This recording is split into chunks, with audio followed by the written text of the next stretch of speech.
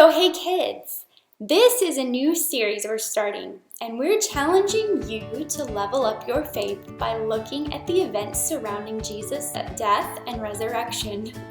You might be asking, well, Miss Brittany, what in the world does leveling up mean? Well, it's kind of a phrase they use in the video game world that just means that you pass a difficult level and you get a reward. So the more difficult the level, the more reward you get. So we're kind of talking about the difficulties you might face in life. The most difficult gives you the most reward when you use faith and you keep your eyes on Jesus. So let me ask you something. Have you ever done something difficult? Like maybe you had to learn to ride a bike, or it was your first day of school. Or maybe you had to apologize for something you did wrong. All those things take courage and they're difficult to do. Well, you know, Jesus had to do something difficult too. Let me tell you about it. Now Jesus took his disciples to a special garden called the Garden of Gethsemane. It was very late now, and the disciples were sleepy, and they were usually in bed by this time. Jesus looked at his disciples and said, "Stay here while I go a little further to pray." Then he took a few of his friends, Peter, James, and John, and walked a few yards away from the others. Jesus' heart fell into great and terrible sadness.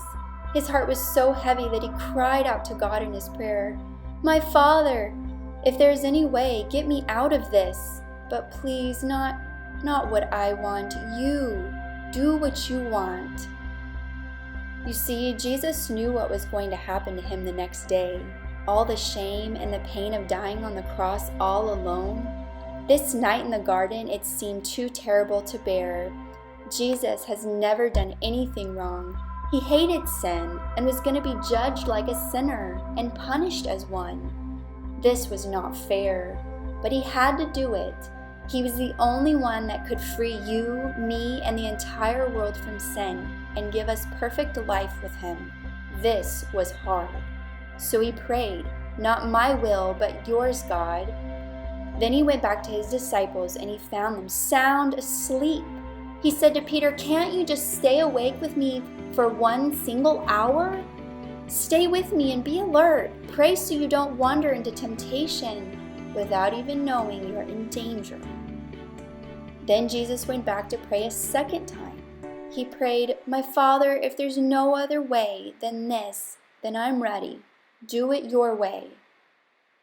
He went back to his disciples and he found them sleeping again.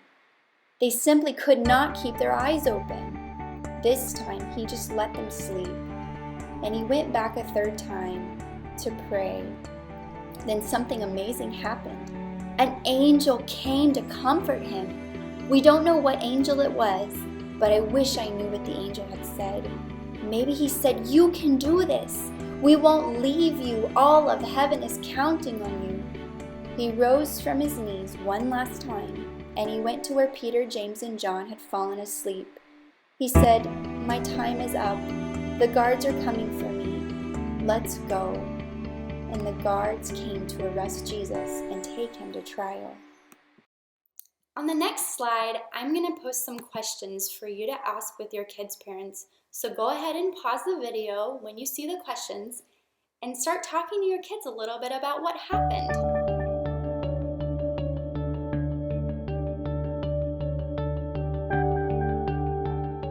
Here I have a piece of paper and a cup of water. Do you think this piece of paper can hold all the water in the cup when I flip it over? It sure can. So, we can't see the pressure in the air bubble, can we? But we know it must be working because the card is keeping the water from falling out. We can't see God, but we can trust that He's there. Today, our craft is building your very own special prayer garden in your house or in your backyard, whatever works for you.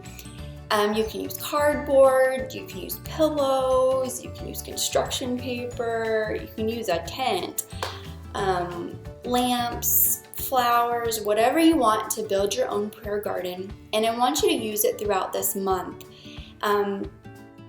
today we are studying trusting God.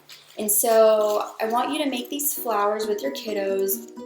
Trace your hands all the way around. Put a circle that says, I trust Jesus. And then on each hand, or as many as you want, put what you trust him with, what you want to remind yourself to trust him with. So like for mine, I trust in his perfect love. I trust in his ability to forgive my sins, his blessings of finances and health, his protection, his ability to provide for my family, his grace. I trust in his second coming, his promise to come again. So these are things that I need to be reminded of. So I make these flowers with your kids, and then put them in your prayer garden, whether it's on the floor or whether you want to put it up on the wall. Our prayer garden, I'll give you a little sneak peek of what it looks like here. But our prayer garden is just this corner, and I put little lamps down and flowers and a little mat that the girls can sit on. And through the week we're gonna put our flowers up, and we'll start writing on the cross different things like I trust God, and then the next week we'll keep writing on the cross. So it's really however you want to do it, whatever is going to speak to you guys. If you want, you don't want to do a corner in your house, or you don't have a corner in your house, you can do a prayer box even, and that box travels with you wherever you go. And each week I'll give you something different to pray about and a craft that goes along with that prayer garden. I will also link with you, link on here a Pinterest coloring page that your kids can color. There's a couple gross motor games that they can play also. Trust fall or a trust leap, have your child jump from something that you know is safe, that you're going to catch them. Talk about why they trust you, and can we trust Jesus, and why can we trust Jesus. And then there's something called landmines, and so the way we've played it before is we put out cups all over like the hallway or living room floor, whatever. Try to get from point A to point B blindfolded, and somebody leading you. So whether they're talking to you, which is really hard to do, or you're holding hands with that person. So like I would hold my kid's hand, and I would walk them through and tell them like, oh, don't step to the right, there's a landmine there. Don't step to the left, there's a landmine there. And then afterwards talk about like, did you trust me? Did we do a good job? We made a great team. Why can you trust me? Have I ever been untrustworthy in the past? Or, things like that. There's another one called Snake that's really similar, except it's opposite, it's reverse. So the person in front is blindfolded, and the person in the back holding onto their shoulders is not blindfolded, and I'm telling the blindfolded person where to go. And I'm having them pick up different things, and delivering those things to like a laundry basket or whatever you want to do.